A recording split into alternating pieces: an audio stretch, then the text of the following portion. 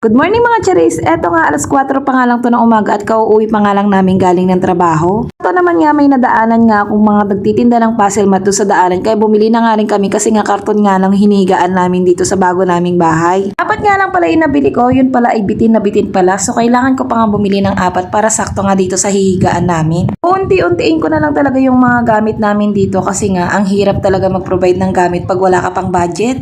Huwag nyo na nga lang palang pansinin yung nakabalandrang pera dyan kasi yan nga lang yung nasahod ko kaso nga lang pambayad ko lang ng utang yan, charis. Di bali na nga lang walang matira sa akin na pera basta makapagbawas-bawas lang ako sa utang at saka makapagpadala ko ng pera dun sa bahay. At mabigyan ko nga rin kahit konti yung nanay ko. Siningit ko na nga rin palang bumili nitong comforter para naman hindi naman malamig itong likod namin. At para naman masarap-sarap naman yung tulog namin mag-asawa kasi naman kailangan talaga ng katawan namin ng pahinga. Eto nga, siningit ko na nga rin palang bumili nga rin pala ng isang kumot kasi nga wala rin kaming kumot dito. Excited na talaga ako dyan mga charis kaya nga hindi